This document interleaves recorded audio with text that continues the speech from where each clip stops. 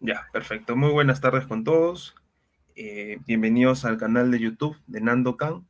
Y tengo acá justo el grato honor de poder entrevistar e intercambiar un par de palabras con el doctor Pablo Dauri, quien es escritor, quien es un abogado bastante interesado, inquieto por temas de filosofía, por temas de lógica, de, digamos, psicología social y también conferencista.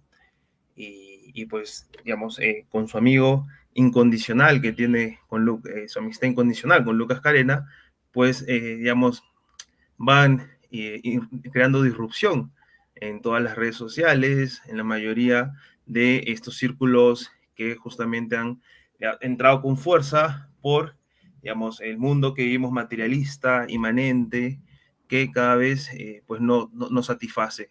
Sin embargo, simplemente dan cuestiones paliativas a nuestras realidades, a nuestras búsquedas. Pues nada, le paso la palabra al buen abogado Pablo Dauri. Bienvenido. Fernando, no, muchísimas gracias. Muchísimas gracias por haberme invitado y por permitirme compartir esta conversación que seguramente será fructífera contigo y con tu público. Así que para mí un placer y más aún un honor. Te lo agradezco públicamente. Así que, bueno, vos me habías planteado de dialogar acerca de Platón, si no mal recuerdo. Correcto.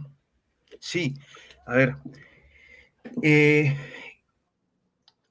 Dice que la noble mentira de Platón sería marcar de que todos somos hermanos de una, porque nacemos de la misma tierra, ¿no? Y de que, pues, los dioses han puesto oro en las almas que diríamos que van a tener mayor predisposición a la sabiduría, a la prudencia, al sacrificio, y que pueden rápidamente poner los intereses colectivos frente a sus intereses particulares. Y que sobre todo tienen el tema de la búsqueda o de la idea del bien, o el conocimiento, digamos, que van reafirmando el conocimiento de la idea del bien a través de la dialéctica. Y después van apareciendo los guerreros auxiliares, los artesanos, son campesinos.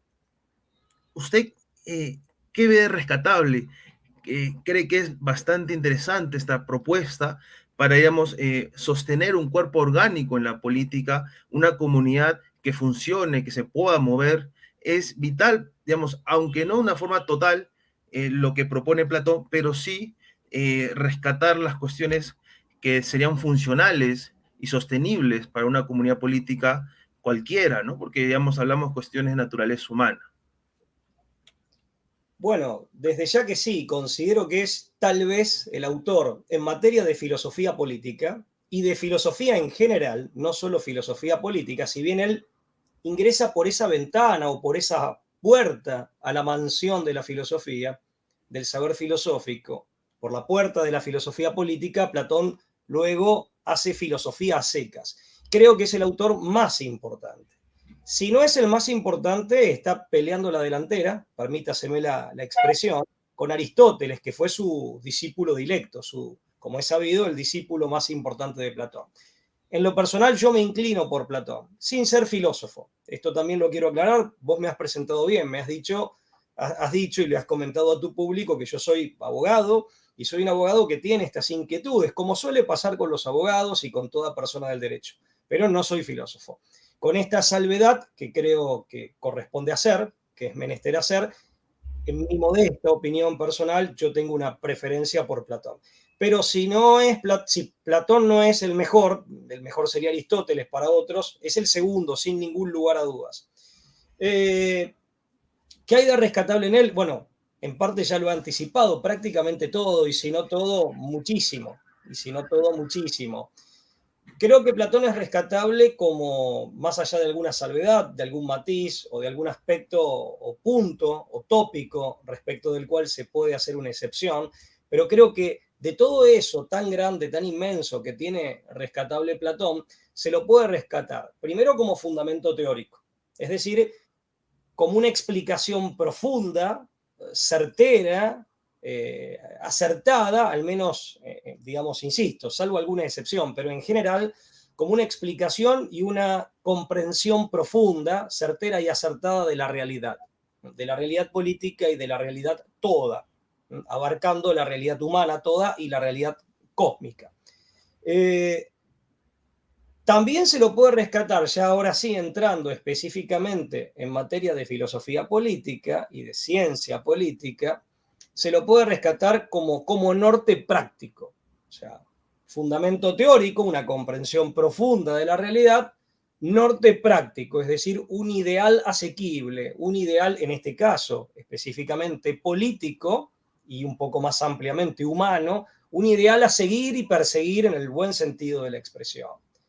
Más allá de la factibilidad o no de este ideal, en el sentido de que el propio Platón advierte que el planteo que él hace en La República, que es un libro de su medianía de vida, de su medianía existencial, de su tránsito por este mundo, tú sabes que él escribe La República aproximadamente la primera parte a los 40 años y termina, digamos, escribe, lo completa el libro, escribe una segunda parte hacia los 50 años, cuando ya es un hombre que tiene unos 10 años más aproximadamente. De manera tal que en la República tenemos el planteo de una ciudad, de una polis ideal, que de algún modo para muchos es utópica. Yo no creo que sea tan utópica, pero ciertamente hay una buena dosis de idealismo en el sentido coloquial del término, no en el sentido filosófico, sino en el sentido que tiene el término usualmente, en la calle, por así decir. El propio Platón luego advierte esto, escribe El Político, se va a focalizar en la idea del gobernante, digamos, o mejor dicho, se va a focalizar en el gobernante y va a tratar de describir cómo es el buen gobernante, el gobernante óptimo. Esto en el libro El Político, que es un libro posterior, es un libro aproximadamente 10 años posterior a la República, cuando él termina la República, quiero decir. Y finalmente, ya sobre el final de su vida, valga la redundancia, cuando ya es un hombre octogenario, no logra revisarlo, de hecho muere antes de poder revisarlo, el libro Nomoi, las leyes. Entonces ahí tenés, en materia de filosofía política, una suerte de recorrido, un tríptico, siempre en materia de filosofía política, donde él va cambiando la focalización según ciertos aprendizajes y revisiones de su propia teoría que él mismo va haciendo.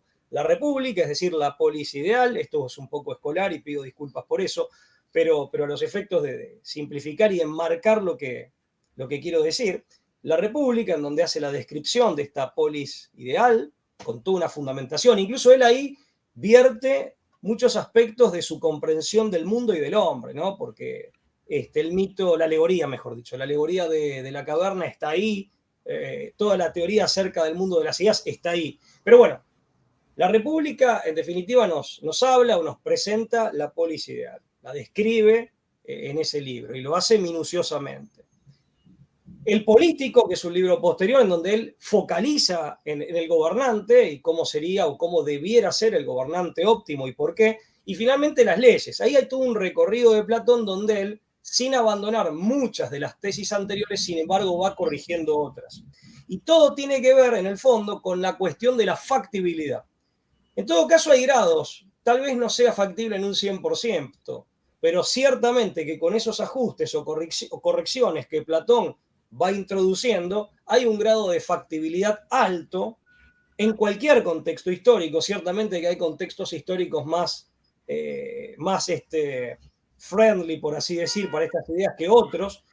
Tú decías al principio que estamos en un contexto de inmanentismo. Bueno, en términos de Platón, estamos en un contexto de el fondo de la caverna, vamos a la alegoría de la caverna, en un contexto de, de visión atrapada y de experiencia existencial, de tránsito de vida, atrapado en el mundo sensible, que no mira y desconoce el mundo de las ideas, que es metafísico, eterno, trascendente. Entonces, tú dijiste muy bien, en este contexto es un contexto de inmanentismo, bueno, es un contexto de prisión en el fondo de la caverna, es un contexto de estar atrapado o una situación de encontrarse, la humanidad, o por lo menos gran parte de ella, atrapada en el mundo sensible, sin lograr trascender, ni siquiera con la mirada, como para contemplar o al menos avisorar y enamorarse, como creo que le pasó a Platón, del mundo de las ideas.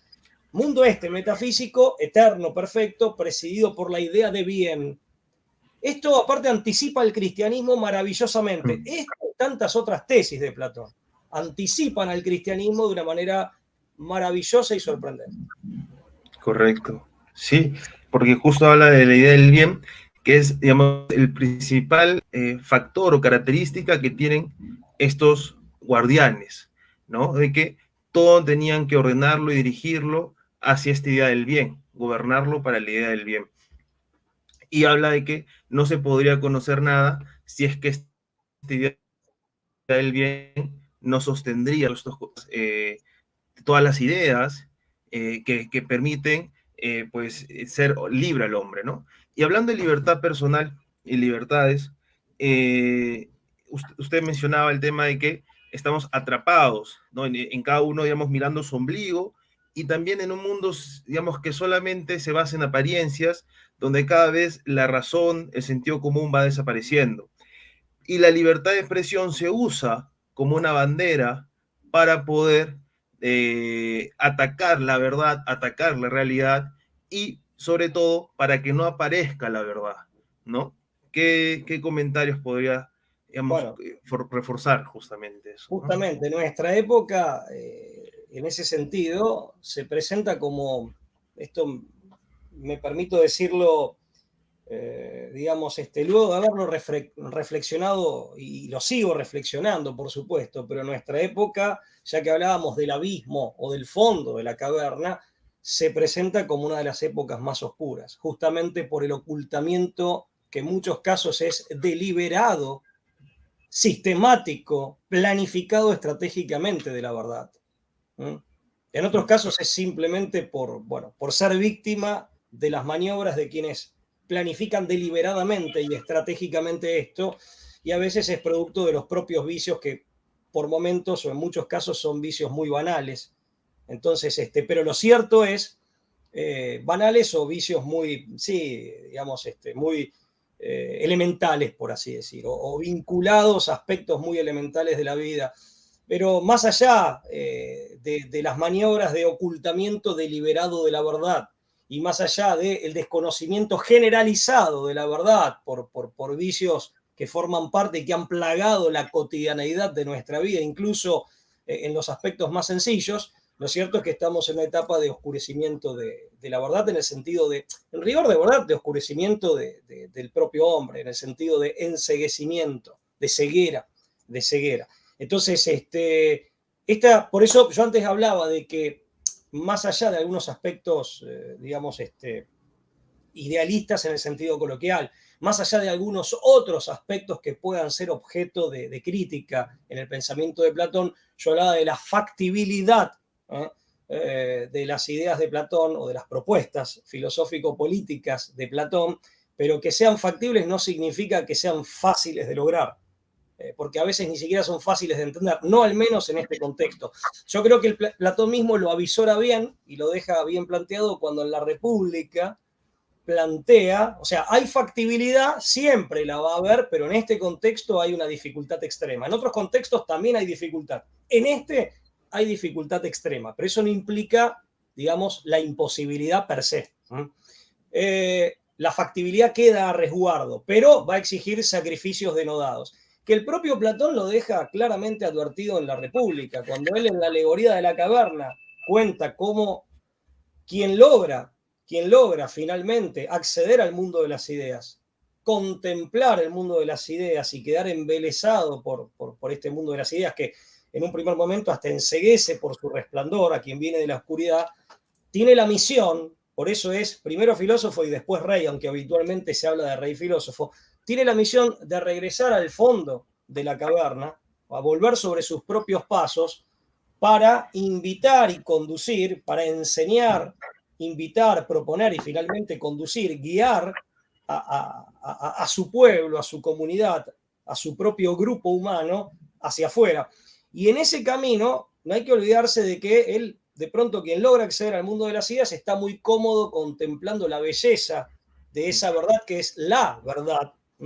Tiene que tomarse el trabajo de volver por un camino que seguramente no es fácil, volver a la oscuridad, volver a las tinieblas, e incluso arriesgarse, cuando él regresa, arriesgarse a que los suyos, es decir, los propios, a quienes él va con esta buena nueva, no lo acepten, se le rían, lo burlen, o sea, hagan objeto de sorna de él, ¿no? E incluso lo agredan.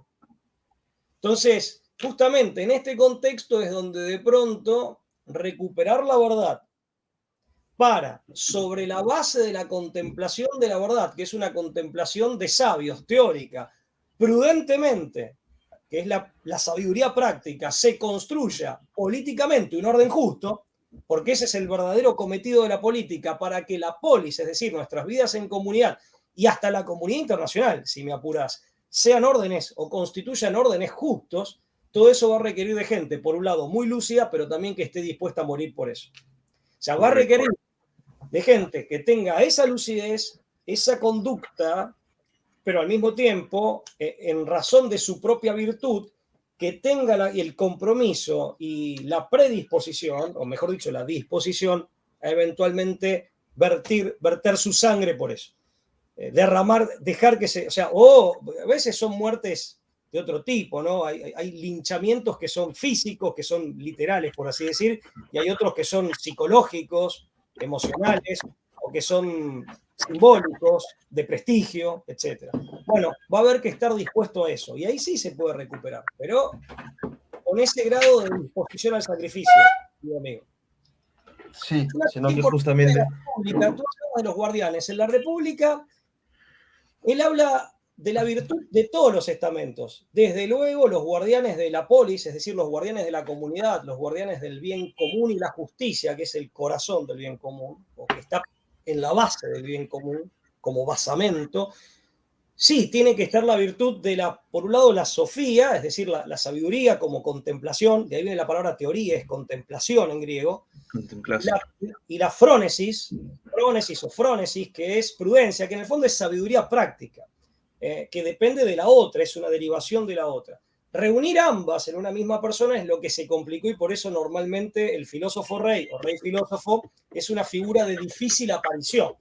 Más allá de eso, todos los otros estamentos tienen su propia virtud. Los guerreros el coraje o el valor o la fortaleza, que es una fortaleza anímica, moral, espiritual, y la templanza, como es sabido, los productores. Tú habías dicho los artesanos, los labradores. Bueno, eso conforme a la economía de aquella época, que es una economía muy primaria. Los productores, aquellos que se encargan de la actividad económica, de producir lo útil, de producir riqueza material para la satisfacción de necesidades que no necesariamente son materiales, pero que muchas veces, para su satisfacción, requieren de elementos materiales, de algún bien o servicio.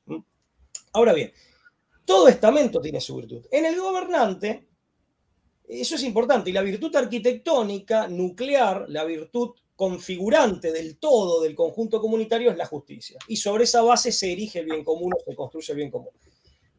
En el político, él se focaliza en el gobernante, y ahí sí, porque advierte que muchas veces el trabajo de que todo estamento tenga su propia virtud es difícil, entonces hay que arrancar por el gobernante, que es el que va a lograr hacer esa política arquitectónica, diríamos nosotros. Y finalmente él focaliza en la norma.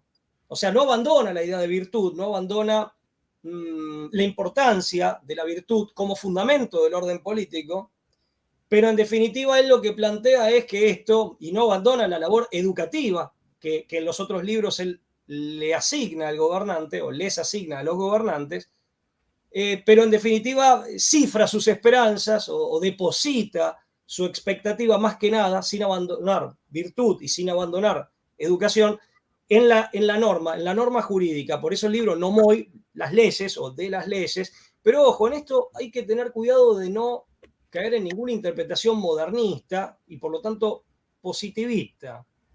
O sea, las normas jurídicas para Platón, a las que el propio gobernante se tiene que someter, y fíjate que en esto se anticipa a una idea o a un postulado fundamental del Estado de Derecho moderno, que el propio gobernante esté sometido a la norma, pero no es la norma jurídica positiva exclusivamente o en puridad. No, es una norma que tiene un origen que en el fondo es divino.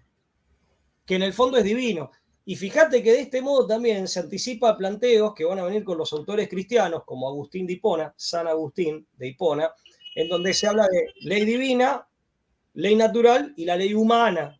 Y la ley humana. Y la ley humana siempre expresando, especificando, aplicando y fundamentándose en las otras dos. ¿Correcto? En Platón, con otra terminología, pero está claro que esas nomoi, esas normas que deben regir la vida de la comunidad, ¿m? Y que muchas veces se traducen en costumbres, en el elemento consuetudinario, no es solamente la norma legal, aunque en ambos casos sería jurídica, desde la teoría del derecho, tienen un origen divino y se fundamentan en lo que, bueno, es una terminología más aristotélica y que va a rescatar el naturalismo en la naturaleza humana. No es la norma jurídica como mera expresión de la voluntad del gobernante, porque eso sería positivismo y nada más lejano de Platón que eso. Positivismo Correcto. jurídico. Sí, esa voluntad inmanente que podríamos verlo en Rousseau, donde justamente apelaba, digamos, a ya no mirar a las leyes naturales o el derecho natural, sino que no podía fallar una ley cual todos han participado, ¿no?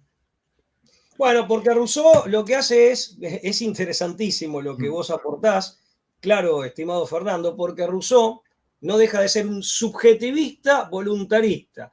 Lo que pasa es que a diferencia de los autores que sostenían con alguna tesis o con otra, con alguna fundamentación o con otra, que sostenían al absolutismo monárquico, no es la voluntad subjetiva de uno, del autócrata, eventualmente el monarca absolutista, sino que es la voluntad subjetiva general, que en rigor de verdad en la práctica es la de la mayoría, más allá de que Rousseau se esmera digamos, coloca un especial esfuerzo, es visible esto en el contrato social, aunque fracasa, desde mi modesto punto de vista, en distinguir voluntad general de voluntad mayoritaria. A los efectos prácticos, la voluntad general, insisto, a los efectos prácticos, en la práctica es la voluntad mayoritaria, más allá mal que le pese o mal que le haya pesado a Rousseau. Pero permitime que reitere esta idea que creo que es importante, este señalamiento. En definitiva, Rousseau es tan voluntarista, subjetivista, voluntarista, como Hobbes y como cualquiera de aquellos que con una teoría o con otra han sostenido el absolutismo monárquico, que es un autocratismo que se expresa primero en un autoritarismo y conduce a un totalitarismo, en términos más de nuestra época. Rousseau es lo mismo, nada más que lo atribuye a la mayoría o a la generalidad, con la promesa de que en el fondo no haces más que obedecerte a vos mismo. Fíjate que Rousseau es un autor complejo en ese sentido, siempre es la voluntad, pero él parte de una concepción antropológica y de una promesa, parte de una concepción antropológica individualista, hace una promesa que en el fondo es individualista, al obedecerla no haces más que obedecerte a vos mismo, pero termina siendo, o en el medio hace un planteo colectivista. La voluntad general decide conforme a su propio criterio lo que sea, sin ningún límite, ni jurídico natural, ni jurídico positivo, mucho menos religioso o teológico, ni de otro tipo. Es un voluntarismo subjetivista, o mejor dicho, un subjetivismo voluntarista de mayorías a los efectos prácticos. Claro. Regresando justamente a lo que mencionó referente a Platón, como y también lo menciona Eric Voegelin, ¿no? Cuando hace en su libro de la nueva ciencia política, de que el hombre que ha llegado a tener un orden de alma, digamos, en el conocimiento de la idea del bien, o en el conocimiento de la idea de Dios o de Dios, pues es aquel que sería en Platón el amante de la sabiduría, el que ama la sabiduría, o el amor al sofón, ¿no? Y decía de que porque éste ha llegado a amar a la sabiduría hasta tal punto de que ha vencido sus miedos, sus cobardías, sus propios límites, ha llegado al límite de su trascendencia. O lo que diría Aristóteles, hacer un spoudaios, a desarrollar al máximo sus potencialidades a través de las virtudes éticas y anoéticas. Y llega a tener a Dios como la medida de su alma. Entonces, en ese sentido, podría, y dice, ¿no? Esto es el interés en Platón, en el tema del alma, porque esa medida de alma va a ser la medida del régimen perfecto. Y esto es bastante interesante, ¿no? Ya te lo dejo a ti para que tú te explayes en ese tema. Sí, en efecto, el pensamiento de Platón es intrínsecamente coherente, lógico y no solo eso, equilibrado y armónico. La idea de equilibrio y del equilibrio como virtud o de la virtud como equilibrio que aparece con posterioridad muy claramente expresada en Aristóteles tiene claramente un origen en Platón. O sea, en Platón ya está elucubrada, ya está planteada. Se me ocurre decir, o sea, desde ya que Platón en esto ofrece tuvo una fundamentación filosófica, pero en rigor de verdad, ya en la etapa previa de la aristocracia ateniense, que para la época de Platón se había perdido, no nos olvidemos que Platón nace en el mismo año en el que muere Pericles, o sea, la aristocracia ateniense era la auténtica aristocracia era un recuerdo relativamente lejano, era tiempo pasado. Pero ya de acuerdo con la cultura que se había desarrollado en el contexto de 900 años que tuvo la aristocracia ateniense, la areté como virtud en grado de perfección era el camino hacia la plenitud y la felicidad. O sea, el camino hacia la plenitud personal, diríamos hoy en día, y finalmente como resultado directo, inmediato y como resultado necesario, la felicidad, dependían de transitar o recorrer el duro camino del arete. Entonces Platón lo que hace es recuperar en definitiva, esa pedagogía del espíritu y esa pedagogía existencial, recuperarlo, desde luego, con toda una fundamentación de orden filosófico, de profundidad metafísica. O sea, ya no es simplemente una cuestión de tradición o una cuestión de costumbre que como tal ya estaba muerta, pero de recuperar una costumbre o resucitar una costumbre muerta, sino que Platón logra insertar esto en el contexto de todo un sistema filosófico que es abarcativo de la realidad toda. Explica por qué. Explica no solo el cómo, no solamente trae a la memoria, explica el cómo y renueva en todos esos aspectos, o resucita esos aspectos, sino que explica el por qué dando acabada cuenta de ello. Por eso en Platón encontramos, fíjate que en definitiva, y está todo vinculado, como en todo sistema que es omnicomprensivo, es decir, abarcativo de la realidad toda, la realidad del hombre en sus distintas dimensiones o en sus distintos aspectos, y la realidad en general, digamos, la realidad cósmica, universal. Logra Platón digamos, es un sistema de ideas intrínsecamente lógico. Por eso todo está conectado, de una manera directa o indirecta, pero todo está conectado y bien conectado. Es un sistema de ideas armónico. En ese sentido es un buen reflejo del logos, o sea, de ese logos que los griegos tradicionalmente habían logrado como mínimo percibir en la realidad circundante. Y en la propia realidad. Fíjate que Platón lo que manifiesta es que para que la polis llegue al bien común, acceda a su propio bien comunitario, perfectivo, tiene que transitar el camino de la justicia. Debe reinar la justicia en la polis. No hay justicia en la polis si no está debidamente ordenada los estamentos, los 3 estamentos y las relaciones de estos estamentos entre sí. Ahora bien, tampoco hay justicia, o sea, no se accede al bien común si no es a través de la justicia. No puede haber justicia en la polis si los estamentos no practican adecuadamente la virtud que les es propia.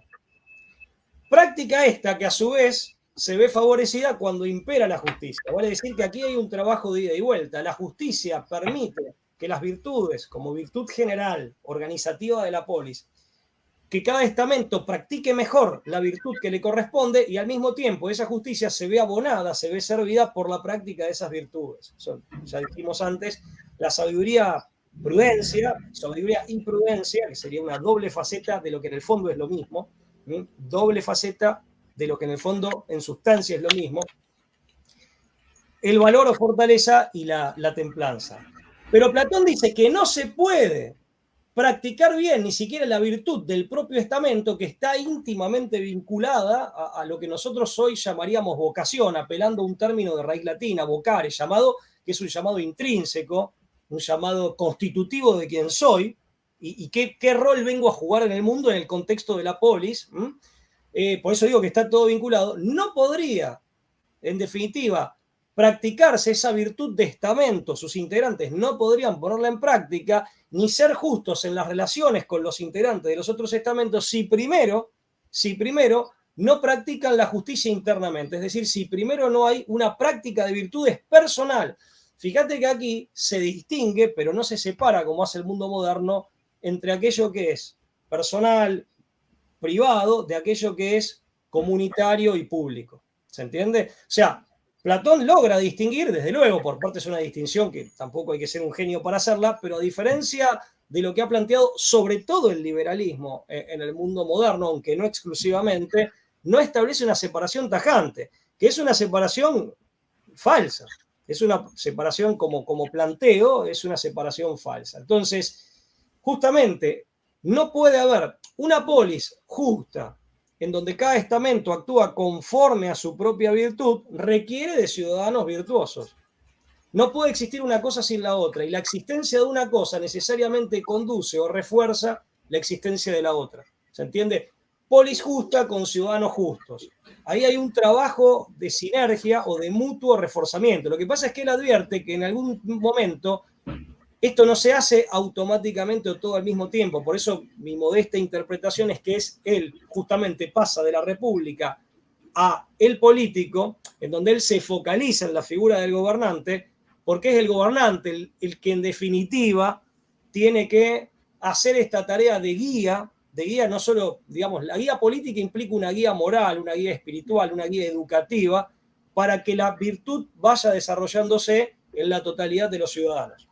Pero acá también es importante rescatar esto, es guía, no es alguien, y esto ya en el sistema educativo que él había pergeñado en la República está. El maestro es un guía que te permite descubrir el tipo de alma que tenés, o sea, te conduce para que vos descubras, te enseña, te guía, te conduce, para que vos descubras qué tipo de alma sos en realidad, no qué tipo de alma tenés, sino qué tipo de alma sos, qué tipo de psique sos, eso es lo que sos. Nosotros le podríamos llamar vocación con una terminología más afín a nuestra época.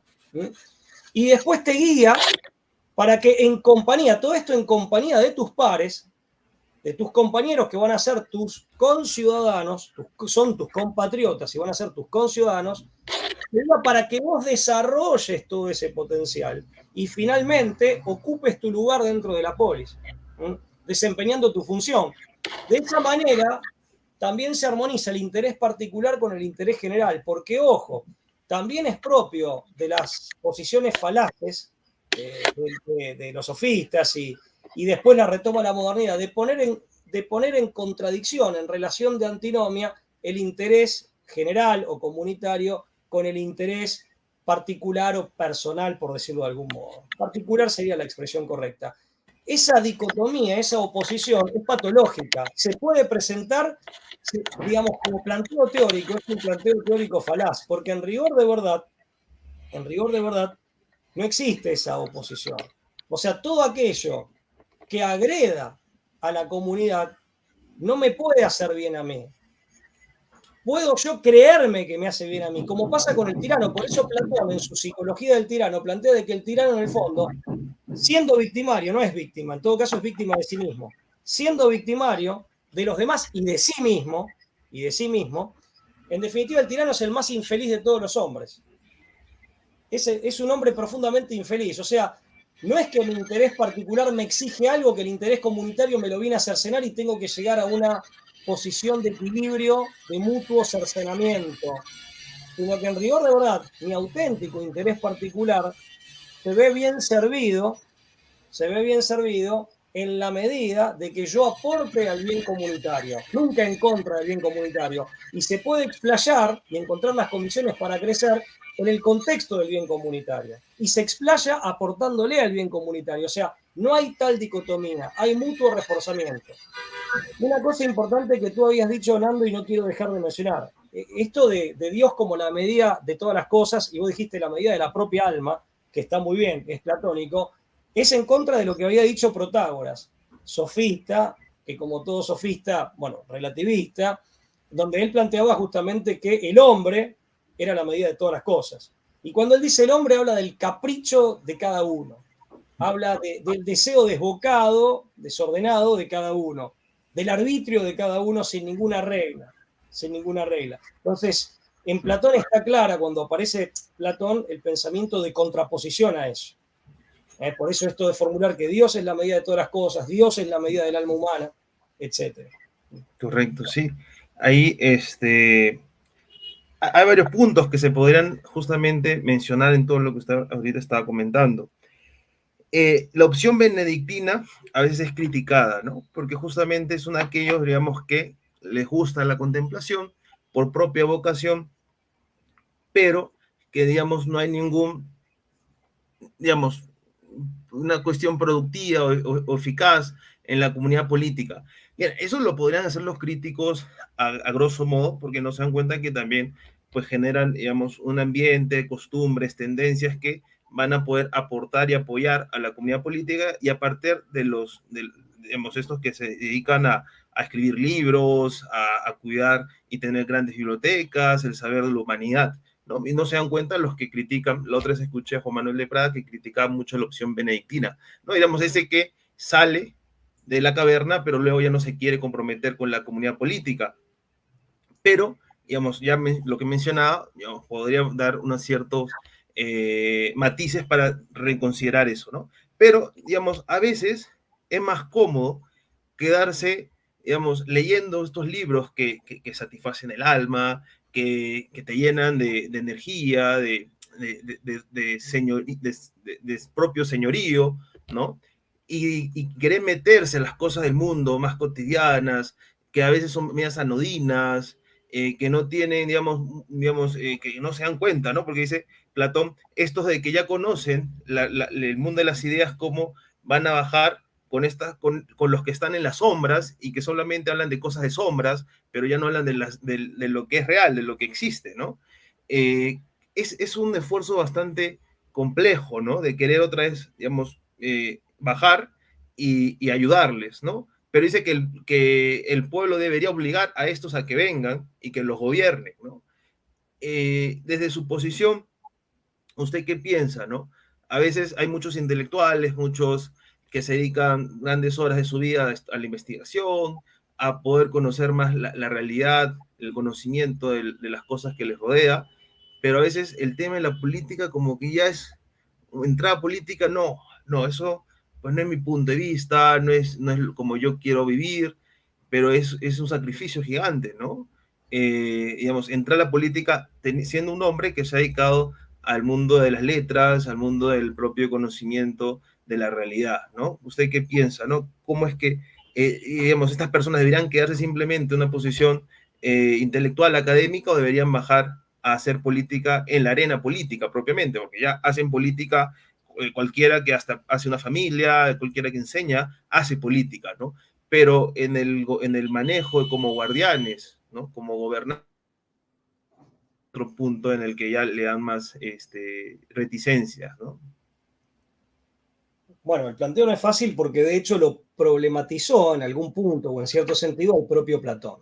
Platón en la República plantea en una misma figura, en una misma persona o en un mismo estamento social la reunión de ambas calidades.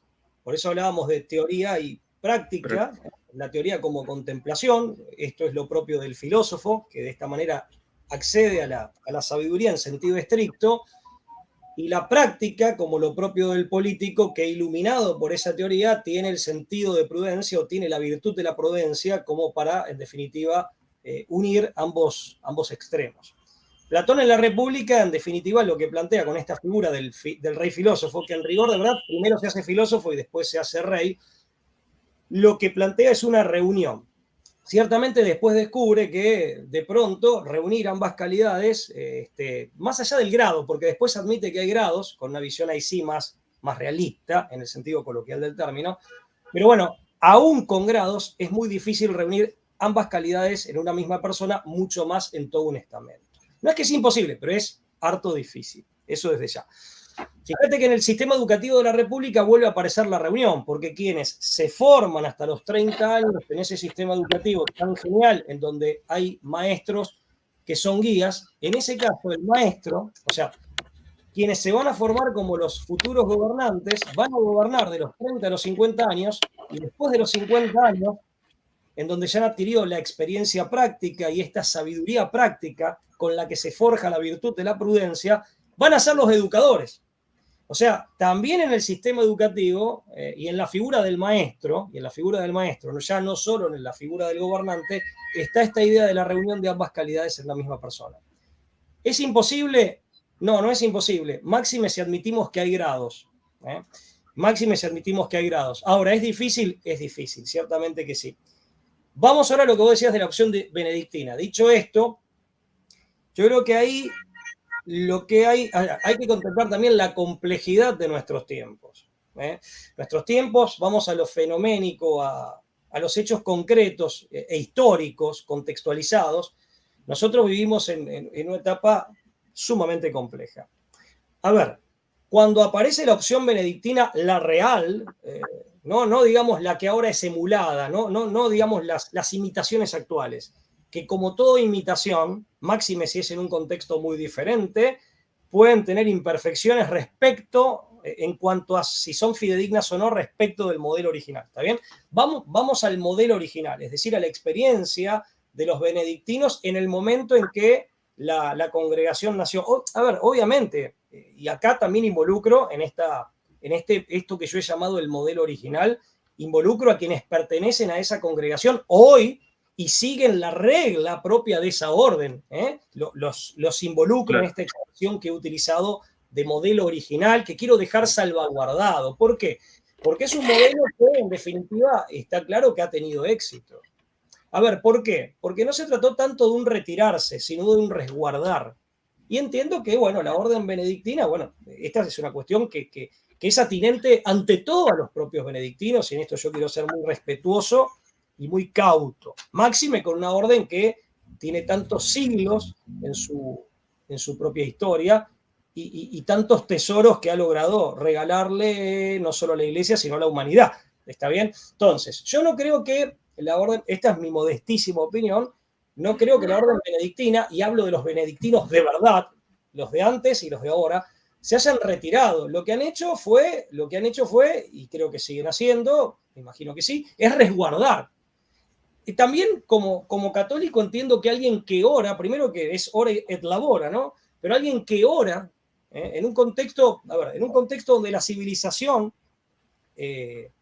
no solo declinaba, sino se derrumbaba, y se derrumbaba no solo el orden político o el orden social en tanto orden, sino que se derrumbaba, por eso digo, había un colapso civilizacional, no se retiran, resguardan. Lo que pasa es que se resguarda de esa manera, por lo menos en ese contexto era como cabía o como correspondía resguardar, y lo hicieron muy bien, muy exitosamente bien, y resguardaron grandes tesoros. O sea, hoy estamos hablando de Platón, y podríamos hablar de Aristóteles y de tantas otras cosas más, gracias a que se hizo esa tarea, ¿no? Gracias a que se hizo esa tarea. Así que en eso, chapó, por así decir, nuestras congratulaciones y nuestra gratitud eterna, inmortal. Ahora,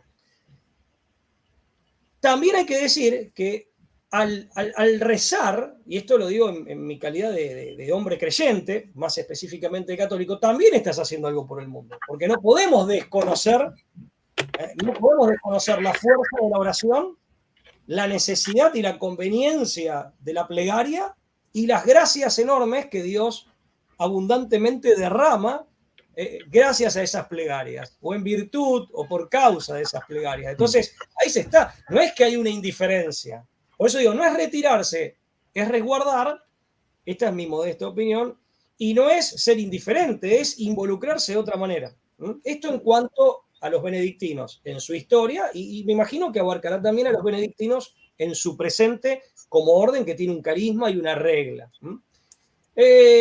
En cuanto a quienes imitan hoy en día, muchas veces imitan, no sé bien concretamente de quiénes estamos hablando, pero es probable que haya una mala imitación en cuanto a quienes imitan. No hablo ya de la congregación en sí, hablo de una actitud que se quiere replicar, pero bueno, muchas veces esa réplica por fuera de esa institución, de esa congregación, puede estar mal hecha, porque se interpreta mal el modelo, porque el contexto cambió y se lo tendría que aplicar de una manera y se lo aplica de otra. Bueno, Yo creo que ahí no escuché cuando hablamos de involucramiento, creo que hay muchas maneras y muchas vías de comprometerse e involucrarse.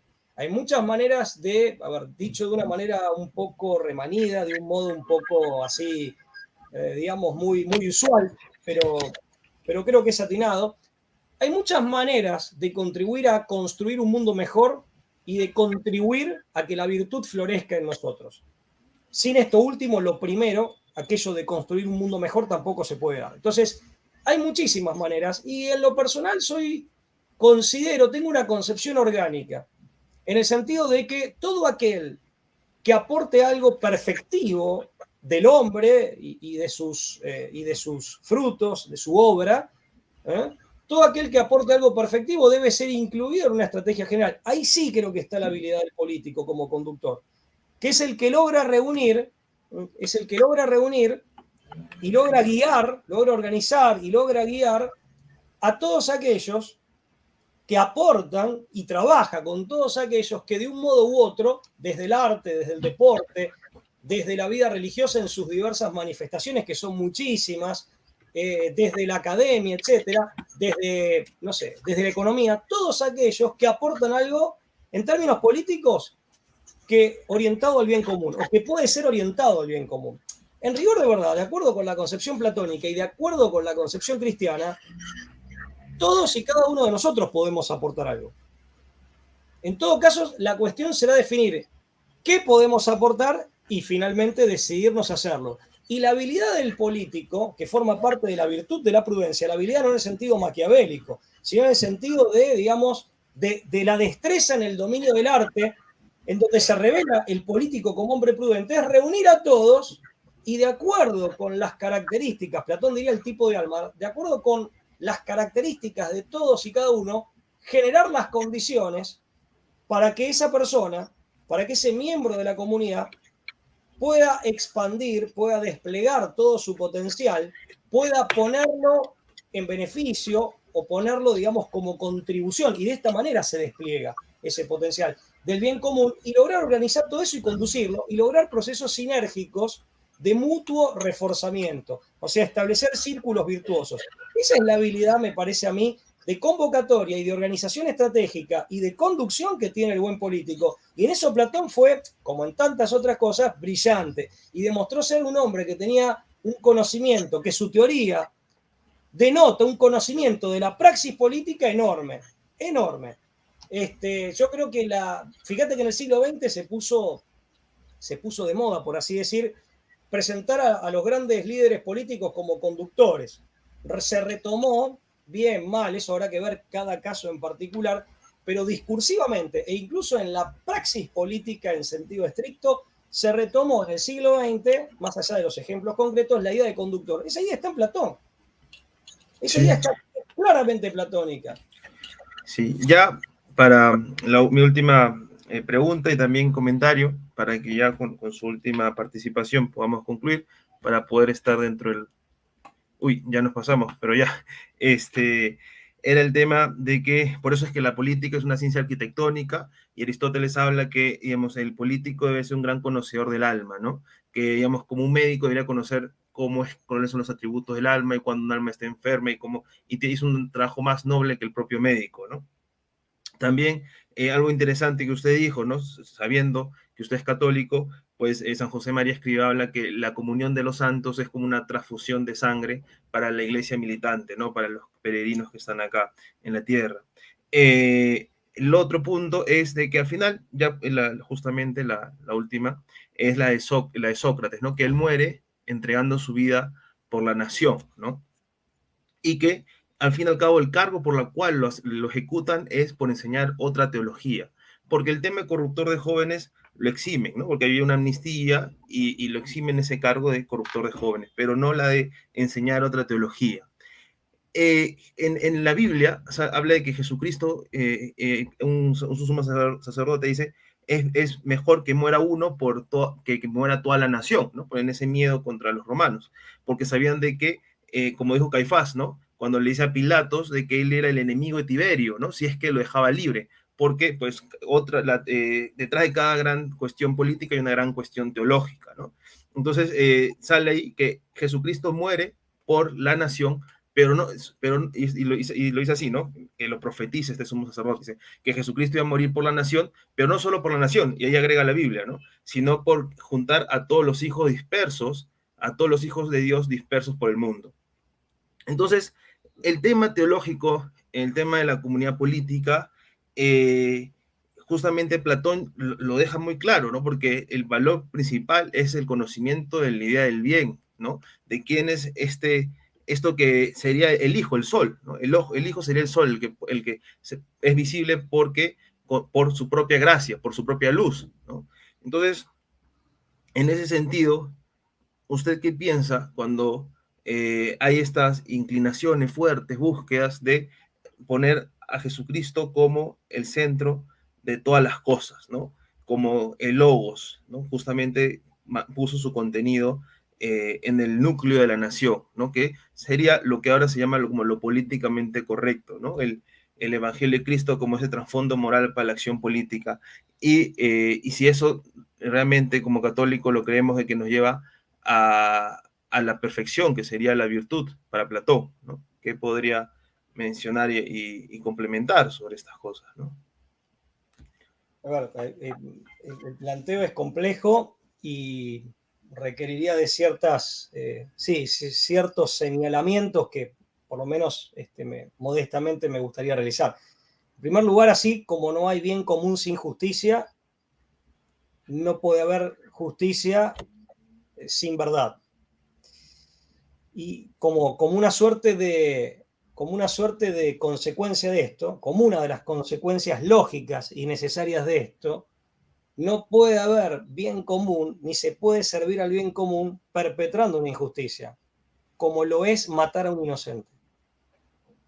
O sea, si se perpetra la injusticia inadmisible, inexcusable de matar a un inocente sobre la base de cargos falsos, el bien común es imposible. En términos mitológicos, o míticos, mejor dicho, incluso las culturas paganas que tenían, digamos, una cierta precariedad cultural, tenían en claro, explicándolo desde el mito, que los dioses maldecían, hayan sido quienes hayan sido esos dioses. Los dioses, o los concibieran como los concibieran, maldecían a aquellos pueblos que para satisfacer el bien común, que no deja de ser aparte un bien temporal, necesario, bueno, de hecho se trata de un bien, valga la redundancia, pero es bueno acá enfatizarlo, pero en definitiva tampoco es el bien último, porque el bien último está en el más allá, está más allá, trasciende, pero no se satisface ni siquiera el bien común, no se logra el bien común perpetrando una injusticia contra quien sea, contra un extranjero o contra un miembro de la propia comunidad. Y de hecho, por eso decía, incluso en los mitos, en las leyendas, los dioses maldecían a los pueblos o a los gobernantes que habían actuado de este modo y a los pueblos que habían convalidado. Esa es una primera precisión.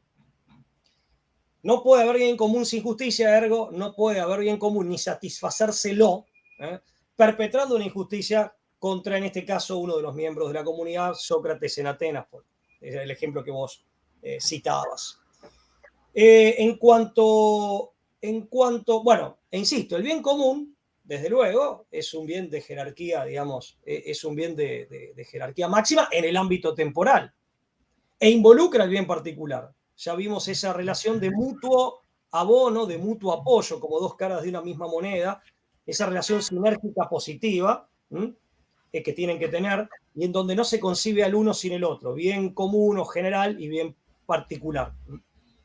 Esa es otra precisión. Ahora bien, respecto de, tú decías y con esto le contesto a ese integrante, creo que con esto, sin apelar a la teología ni a las enseñanzas religiosas, creo que queda también debidamente contestado el falaz planteo de ese miembro del Sanedrín al que vos aludías recién, ese planteo al que vos hacías referencia recién. Respecto de la centralidad de Cristo, te voy a pedir, si sos tan amable, y te pido disculpas si me repetís el planteo que vos inteligentemente esbozabas, pero bueno, para recordarlo bien y poder responderlo más acertadamente. Claro. Toda nación, todo Estado tiene algo que es políticamente correcto y un modelo de hombre perfecto, ¿no? por el cual va a condicionar a sus ciudadanos a que logren ese modelo de hombre. Entonces, este modelo de hombre no es otro que el hombre perfecto que nosotros sabemos que es Cristo. Entonces, como núcleo de la sociedad sería Cristo, y por eso el que sea como lo políticamente correcto puede llevar a la verdadera vida virtuosa, ¿no? Porque por los paganos, llámese de una forma así a los clásicos, tanto Platón, Sócrates, no tenían ese predicamento exacto, perfecto, que justamente Agustín de Hipona les critica, ¿no? Por ser, digamos, poco audaces, pero no porque no pudieran saber, no porque no quisieran saber, sino porque no podían, porque no conocían esta historia. Lógico. Nosotros tenemos Como el diario del núcleo lunes, por así de una decir. sociedad sería Cristo. Claro, sí, entonces ya tendríamos que tener con mayor, digamos, facilidad y de reconocimiento poder llegar a esta perfección. Pero esta perfección era hacia, ¿por qué? Porque era hacia la felicidad, ¿no? Porque la condición de la felicidad era la virtud para Platón y para Sócrates, ¿no? Pero esta virtud sería la santidad para el cristiano, ¿verdad? Entonces, esto puede llegar a la vida eterna. Y normalmente en civilizaciones antiguas, los reyes, los gobernantes, se veían como los que tenían la llave para el otro mundo, como el que tenía una comunicación personalísima, particular, especial con Dios, en la cual justamente podía llevarlos a este mundo donde la felicidad sí se podía dar, porque la felicidad actual está condicionada al tiempo, ¿no? La felicidad acá es muy corta, muy voluble, muy pasajera, también ingrata, porque ya después de 2 horas te das cuenta que, uy, he tenido esta felicidad y ahora ya no tengo esta felicidad, ¿no? Entonces solo la felicidad se puede dar en la eternidad. Entonces, digamos, eso es lo que instintivamente los hombres buscan en profundidad, la eternidad, porque saben que en la eternidad se puede dar esta felicidad lineal, continua. Y solamente el camino que abre hacia allá es teniendo como núcleo de una nación a este modelo de hombre perfecto que sería Cristo, ¿no? Porque nosotros entendemos que es el acercamiento del Dios a los otros hombres para que sea esa amistad que Aristóteles hablaba, ¿no? Entre iguales.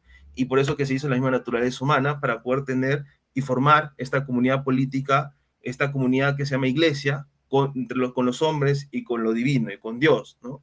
Entonces, quería que me comente un poquito más, ¿no? Estas cosas que podría ampliar en esto, ¿no? Y qué relevante y qué acuciante es para este tiempo que las personas realmente ya no se pierdan mucho en eso que sería una filosofía vaga, porque ya Agustín de Hipona habla que la filosofía actual es la religión, la verdadera filosofía es la religión, ¿no?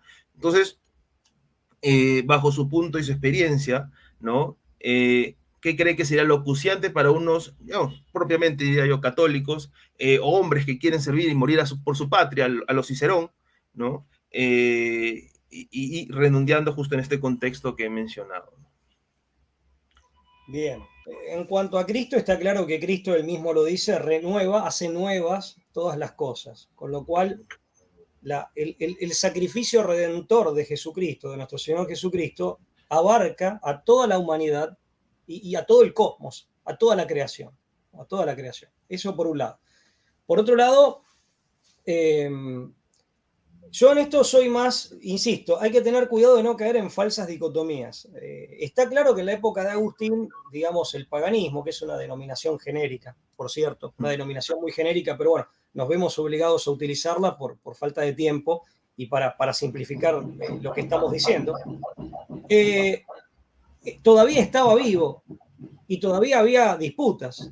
Y aparte también había mezclas. O sea, dentro del propio cristianismo se producían las herejías. Muchas veces por una suerte de infisión o de mezcla, sí, de contaminación con ideas que eran ajenas, que venían o de las creencias paganas y de los cultos paganos, o venían muchas veces del judaísmo. ¿Correcto? Entonces, de esa manera, por un lado o por el otro, digamos, por influencia sea de ciertos paganismos, porque aparte hay una variedad enorme de paganismo, ¿no? De paganismos, habría que hablar en plural. Entonces, o del judaísmo había tendencias que se generaban dentro del cristianismo que iban produciendo las herejías, que iban produciendo las herejías. Sobre esto hay autores que se han dedicado muchísimo al tema y lo han estudiado muy bien, y bueno, Belloc, Rivanera Carles, Chesterton, hay muchos autores, pero muchísimos autores, ahí cité 3 nada más, que han estudiado bien el tema de las herejías, y la época de Agustín es una época justamente en donde Agustín, que venía del maniqueísmo, que había pasado en su momento por el estoicismo y antes por una vida muy, muy especial, que él mismo confiesa en Confesiones, él se encarga de resguardar la ortodoxia católica, de las enseñanzas de Jesús, resguardarla, y está en una situación de disputa. En este caso, con el mundo pagano, insisto, la denominación es genérica. Dicho esto, ese no es el contexto actual, al menos no con lo que se llama paganismo.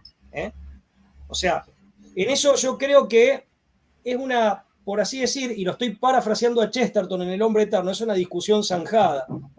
Nosotros en definitiva estamos muy lejos de aquel contexto de disputas teológicas y filosóficas entre el cristianismo y los paganismos, al menos los paganismos en el contexto occidental, los paganismos greco-latinos y otros del contexto europeo, ¿se entiende? Paganismos de origen indoeuropeo, pero más específicamente europeos, y por eso hablo también del contexto occidental. Esa es una disputa zanjada hace mucho tiempo ya. Nosotros no estamos en ese contexto respecto de esos paganismos, porque de hecho como tales, incluso la mayor parte de ellos prácticamente ni siquiera existen. ¿Se entiende? Es una disputa histórica, ajena a nosotros, pretérita. Dicho esto, un segundo punto importante, por eso hay mérito en estos hombres del pensamiento y la virtud, porque Platón aparte, al igual que Sócrates, fueron hombres de virtud. No solo hablaban de virtud, la encarnaron. La virtud es un valor encarnado. Pensaron sobre la virtud, hablaron de la virtud, la fundamentaron racionalmente, pero ante todo la encarnaron y la sintieron. Mirá, Platón es un hombre apasionante para estudiar desde todo punto de vista. No nos olvidemos que incluso, a ver, para mostrar al personaje en cuestión en toda su dimensión, no era solo un filósofo, tal vez el mejor de todos. Era un hombre profundamente religioso, era un excelente ciudadano, es un hombre que se jugó por las ideas, por sus ideas, profundamente comprometido con la realidad acuciante, grave, crítica de la Atenas de su época y del mundo griego de su época. No nos olvidemos que Platón se expuso a conciencia a ser reducido a esclavitud, cosa que finalmente le pasó. Es conocida la anécdota de sus alumnos, él ya había fundado la academia, de sus discípulos, que hacen lo que aquí en Argentina le llamamos vulgarmente, amistosamente, hacer una vaquita, que es juntar dinero entre varios, para que sus discípulos hicieron una vaquita, decimos en Argentina, juntaron dinero entre varios para ir a comprarlo, para que recuperara su libertad. O sea, y él era descendiente, no solo de Solón, dato muy conocido, no solo de Solón, el gran legislador que intentó rescatar, antes de que degenerara en oligarquía, intentó rescatar lo que quedaba de la auténtica aristocracia ateniense, sino que era descendiente del rey Codro, primer rey de Atenas. Platón era un hombre que lo arriesgó todo. Además era músico. Lamentablemente hablábamos de la labor de resguardo cultural, de tesoros culturales de los benedictinos. Lamentablemente esto seguramente se había perdido antes, no lo sé. No llegaron ninguna de las piezas musicales que él compuso a nosotros. Era un hombre del arte, era un hombre de pluma, un literato, diríamos hoy en día. Y era un gimnasta, era un atleta. Platón, lejos de ser el ratón de biblioteca, por así decir, y lo digo simpáticamente, pero lejos de compadecerse o amoldarse a esa figura o de expresar esa figura, era un atleta, era un hombre del mundo de la gimnasia. De hecho, sabemos que su auténtico nombre era Aristócles. Algunos dicen Arístocles, yo no hablo griego antiguo, así que no sé cuál es la pronunciación correcta, lo dejo aclarado, Aristócles o Arístocles. Y el sobrenombre Platón es un sobrenombre que le puso su instructor cuando era joven, justamente por ser un hombre de espaldas anchas, de omóplatos generosos. O sea, era un hombre de vigor físico también y de disciplina física. Entonces, Platón llevó él una vida de virtud en todos los aspectos y de lucimiento, no de lucimiento vanidoso, sino de expresión de todo ese potencial que él tenía en los distintos aspectos de la vida humana. Dicho esto, más allá de que quería poner en su real dimensión a la figura de Platón, porque creo que esto nos dice mucho de él. Yo tengo la mirada de Chesterton. Y es más, voy a decir algo de un hombre de aquí de Argentina, el padre Sáenz, el padre Alfredo Sáenz. Alfredo Sáenz. Así es, un sacerdote jesuita que ha escrito muchísimo, autor de una prolífica bibliografía. Y Sáenz dice claramente, y yo comparto, que en definitiva son hombres que son protocristianos. Estoy parafraseando, no estoy citando. Claro, sí. La semina verbis. Claro, son hombres que anticipan en mucho a lo que finalmente la enseñanza cristiana va a revelar en toda su plenitud. Y es más, voy a decir algo más. No se puede entender sin lo mejor, porque hay aspectos cuestionables, hay matices, pero sin lo mejor de la filosofía platónica, al igual que sin lo mejor de la filosofía aristotélica, querido amigo, no se puede comprender plenamente la enseñanza de nuestro Señor Jesucristo. La enseñanza de nuestro Señor Jesucristo uno la puede comprender en su profundidad dentro de lo humanamente posible, y desde luego está la asistencia de la fe y la gracia, con la ayuda, con la llave desencriptadora de lo mejor de la filosofía platónica y de la filosofía aristotélica, con las categorías conceptuales de estos dos grandes genios. Acá yo me focalicé en Platón, que yo tengo mi corazoncito puesto más en Platón, sin perjuicio del enorme respeto y afecto por la figura de Aristóteles. Entonces, no hay tal oposición, ya no, y al revés, hasta podemos encontrar unos puentes maravillosos. Por último, y perdón que me extienda en el uso de la palabra, quiero compartir contigo y con tu público esto. Cuán admirable es que hombres que no conocieron a Jesús, que no conocieron la enseñanza evangélica, que no conocieron a Jesucristo, cuán admirable es todo lo que lograron ver y enseñar. Y cuánta virtud lograron desarrollar. ¿No es eso maravilloso? Visto desde el siglo XXI, y sobre todo en un contexto donde nosotros tenemos las Biblias, los templos y las Eucaristías a disposición, y lejos estamos de la estatura moral e intelectual de aquellos hombres, y política de aquellos hombres. Creo que con esto he ensayado, he compartido con ustedes mi modesta opinión. No, sí. Muchas gracias, Pablo Auli. Quizás para otra oportunidad podríamos hablar de otra figura bastante eminente y que justamente es anterior a Jesucristo, que es de Cicerón. Creo que también habría mucho que mencionar. Bien, muchas gracias por aceptar. Digo esto, Nando, para que no se malinterprete. Lo que dije sobre el final, desde luego que justamente contando con todos los beneficios, por así decir, con todo lo bueno de los templos, las Eucaristías y los textos sagrados, con todo lo bueno, creo que habla mal de nosotros como conjunto, genéricamente hablando, que sin embargo los resultados no estén a la altura de lo que todo eso permite Claro. Creo que para que quede claro la idea. Sí, la salvedad. Porque una cosa que yo aprendí de usted es que cuando separa el mensaje de los mensajeros, pues los mensajeros estamos fallando, ¿no? Nosotros somos los que no estamos aprovechando tantas gracias y tanta bagaje que dejaron los que estuvieron antes de nosotros. Y me incluyo, querido amigo, me incluyo. Quiero ser también muy honesto en esto, contigo y con tu público. Dijimos que no hay bien común sin justicia, no hay justicia sin verdad. Hay que decirlo, hay que ser veraz y esto implica, entre otras cosas, ser completamente honesto. Yo me hago un planteo personal respecto de esto también. Y creo que es sano hacérselo, nunca con un sentido destructivo ni autodestructivo, de ninguna manera. Con un sentido constructivo, perfectivo, que es la única manera de hacerlo virtuosamente. Pero son planteos, son preguntas que cuando uno va a dormir o se mira en el espejo, es bueno hacérselas. Claro, la humildad es estar en la realidad. Bien, muchas gracias, Pablo, un tremendo gusto. Y ya, si se me permite, más adelante poder otra vez entrevistarte en algún tema que sea de relevancia. Será un honor. Te mando un abrazo a vos y a todos tus compatriotas. Un fuerte abrazo. A usted también. Muchas gracias. Que tengan buena tarde. Buen sábado.